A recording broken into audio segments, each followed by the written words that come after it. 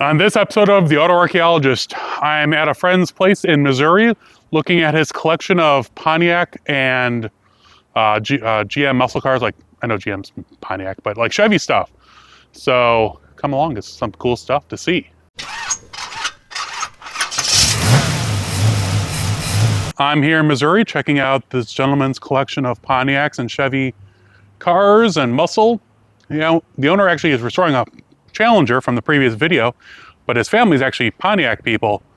And he's got a bunch of them here in his back lot, which he allowed me the opportunity to come check out. Like these two here are 67 Le Mans convertibles. Someone was trying to make a monkey mobile out of that one, and he rescued it, thankfully, and put it back together. That one, it's complete, but needs to be restored. Then he's got some Le Mans there. That right there is a GTO convertible. Ooh, I think the Cuda's, or maybe my friend's Charger's out front going. Oh, these are pretty solid. Okay, maybe not. That rear end's a little rough on the one GTO convertible. This Le Mans, it's not bad. Needs some work, but it's restorable. This is another GTO convertible. Now let's see if you can see. You can see that there's one or two Enduro bumpers on it. I can't really get to the fender tag or the body tag. On GTOs, if you go check out the body tag, you see a 242. That usually denotes it as a GTO. No, can't really get to it. That one's also been a bad accident at one point. And then we got another, this is a red car, red interior. I forget if it was a red vinyl, a red top, but it's a really, like he said, a really nice combination of a GTO convertible. You see, it was originally a hood tack car. Has the hole for the hood tack. Let's see, over here. Someone cut off the quarter panels. Yeah, red interior. Let's see what this one is. Black interior from the few pieces. I mean, it's a white top. Interesting. And then we have a 1971 Chevelle wagon. Very close in style. Actually identical. I think David Freiberger had a 72 Chevelle wagon, but this was, it looks like gold originally. Someone may have painted the hood green, but it looks like it was gold, or maybe that really goldy green. I don't know.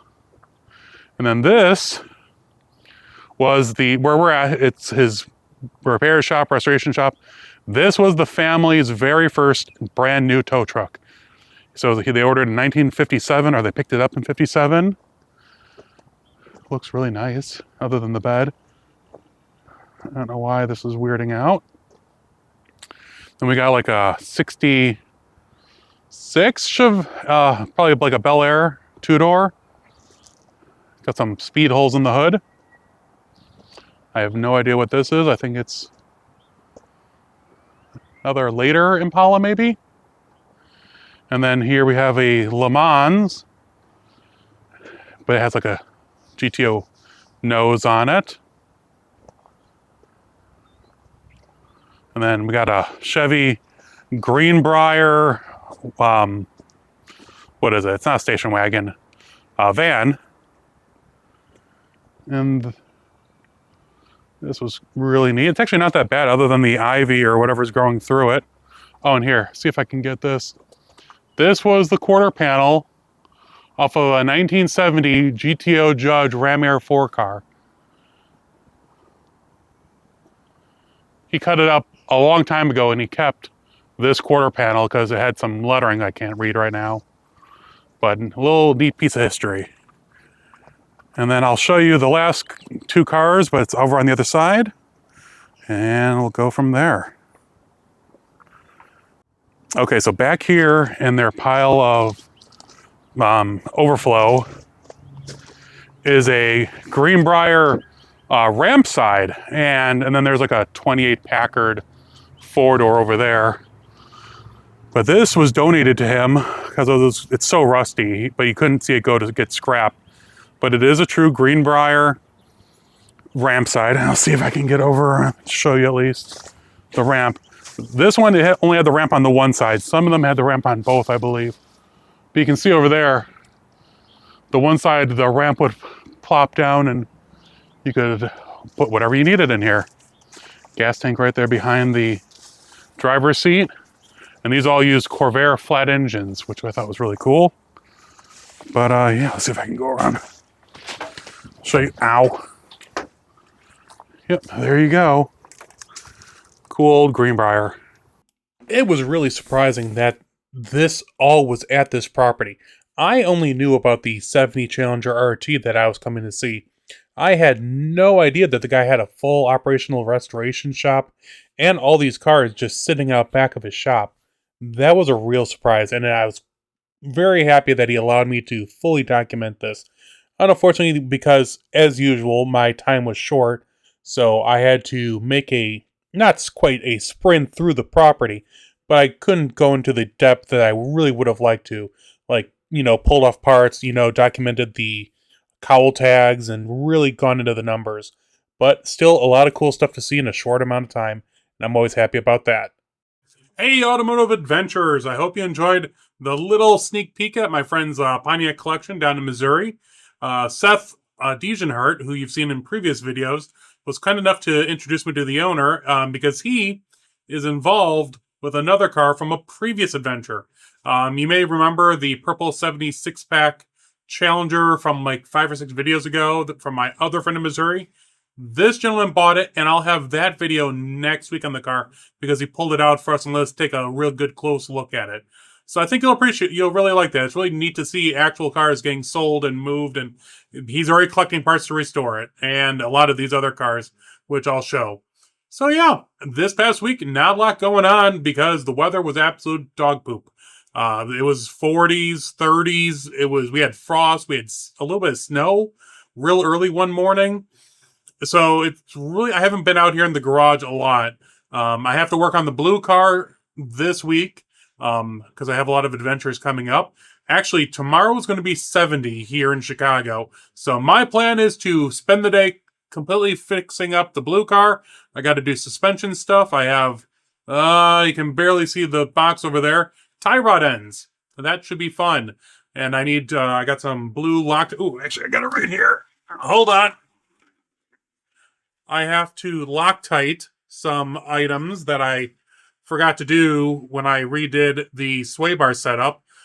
So that will be fun tomorrow to take apart completely, Loctite everything properly this time, and to put it all back together because it rattles like it shouldn't. I need to go get some wheel bearing grease, or I need to go get some good multi-use bearing grease before the tie rods. Also, I'm working on the green car. I hopefully will take it for a drive tomorrow if the weather agrees. But I have some wonderful friends, Pat and Cheryl out in Michigan, who are some of the nicest, greatest people you will ever meet. He had, from an old engine that he had gotten, a Source 440 aluminum water pump, which is great. I was looking for an aluminum water pump. He had this just sitting covered in dust in the corner.